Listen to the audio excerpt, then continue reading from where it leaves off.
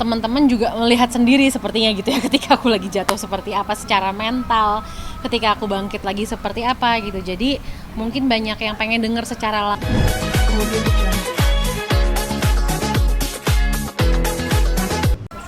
Jadi hari ini aku ke BPK RI, Badan Pemeriksa Keuangan RI, yang diadakan eventnya oleh RSCM juga untuk menjadi pembicara mental health. Kebetulan kan kemarin tanggal 10 Oktober itu adalah Hari Kesehatan Mental Sedunia.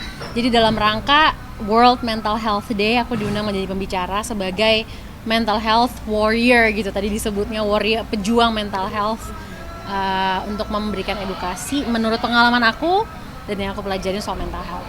Kak, ini kan sering banget menjadi pembicara mental health sendiri gitu. Bagaimana sih bisa selalu diberi kesempatan untuk share kepada orang-orang gitu tentang apa yang pernah kamu alami gitu? Iya, bersyukur banget yang pasti karena dapat kesempatan-kesempatan seperti ini. Dan memang semua itu berawal dari aku sendiri yang open up bahwa aku juga punya tantangan mentalku sendiri yang sungguh-sungguh aku alami, dan teman-teman juga melihat sendiri sepertinya gitu ya ketika aku lagi jatuh seperti apa secara mental, ketika aku bangkit lagi seperti apa gitu. Jadi mungkin banyak yang pengen dengar secara langsung, kayak misalnya melalui undangan-undangan aku jadi pembicara di event-event seperti ini. Kayak gimana sih kalau punya pertanyaan ke Caca nih, pengen nanya gitu soal mental health langsung di lewat acara seperti ini. Berarti selama ini kamu fun gak sih Kak menjalani? Banget. Aku malah merasa orang kan nganggep kayak wah Marshanda, wah siapapun deh, nggak harus Marshanda, orang lain siapapun itu kalau dia punya mental disorder, kalau aku kan bipolar gitu kan, pasti dia udah ngerasa kayak wah aduh dunia kiamat, dunia gue berakhir, gue nggak bisa ngapa-ngapain lagi, ini berita buruk gitu, nggak ada harapan.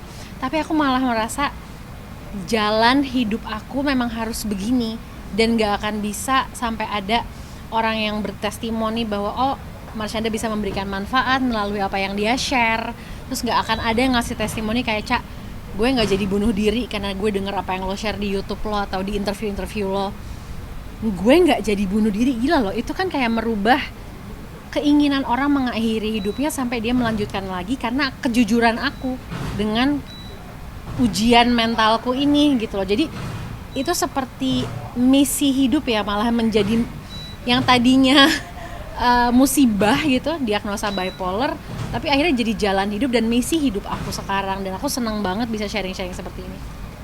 Sekarang lebih ini gak sih, menolak tawaran TV, main sinetron untuk lebih fokus jadi pembicara atau seperti apa sih Kak? Enggak sih, karena memang kedepannya rencana insya Allah ada 2 series yang akan aku mainkan. Jadi untuk acting masih tetap aku jalankan karena memang juga cinta banget juga sih acting. Lu jadi ngerasa hidup semakin berguna untuk banyak orang gak sih dengan apa yang lu utarakan, lu alami dan sharing kepada semua orang? Iya. Dan ternyata lu bisa hidupnya mereka tuh bisa terselamatkan karena lu. Iya. Jadi kayak ada apa ya, rasa oh saya itu berguna ya, hidup saya ini jadi berguna karena saya menyampaikan kisah perjuangan saya seutuhnya dan sejujur-jujurnya kepada orang lain, dan orang lain bisa terkuatkan juga dari apa yang saya ceritakan gitu. Jadi ngerasa kayak wow, I have a reason untuk berkarya, untuk hidup. Tapi padahal di satu itu prosesnya itu sangat sulit sekali bersama Prosesnya Caca, sih wow, prosesnya itu kayaknya sepertinya lifetime proses, karena kan akan ada aja tantangan-tantangan baru yang harus aku lalui. Dan ini kan sebuah kondisi yang lifetime ya, maksudnya bipolar disorder itu kan nggak bisa sembuh, jadi cuman bisa di maintain gitu kan. Jadi yang aku bisa lakukan adalah memaintain kondisi aku supaya tetap bisa menjalankan apa yang aku jalankan ini. Sampai sekarang nggak sih seorang Marshanda mengalami hal tersebut? Maksudnya lu harus up and down, menerima segala kritikan dari banyak orang, mengalami hal itu sampai sekarang? Kadang-kadang ada sih momen-momen dimana aku mencoba untuk sempet baper gitu misalnya ya, kalau misalnya ada headline atau ada komentar-komentar yang bikin down gitu, ada sisi manusianya juga yang masih on gitu di aku. Tapi ada saatnya juga dimana aku memutuskan untuk nggak baca berita, untuk nggak baca komen, karena misi aku lebih besar daripada apa yang tertulis nih, tulisan-tulisan ini sekarang gitu. Karena misi aku pengen menyebarkan awareness mental health kepada banyak orang, dan memang resikonya ya ini dan aku mau ngambil resiko itu karena aku mau misi aku itu terjadi gitu. Dan sampai sekarang juga nggak sih, kemarin kamu sempat juga banyak yang mengkritik soal buncis dan segala macam, itu gimana tuh kamu menghadapi hal itu? Wow, itu bener-bener wah Udah di depan ya? luar biasa banget sih itu plot twist, karena dari aku awalnya baper, maksudnya nggak agak-agak panas dengan komentar netizen, tapi terus aku mencoba menghadapi dengan bijak. Terus tiba-tiba aku diangkat menjadi brand ambassador skincare. Itu kayak oh my god, aku nggak nyangka sama sekali. Jadi just be yourself. Kalau ada tantangan coba dihadapi dengan bijak, malah bisa menjadi rezeki loh.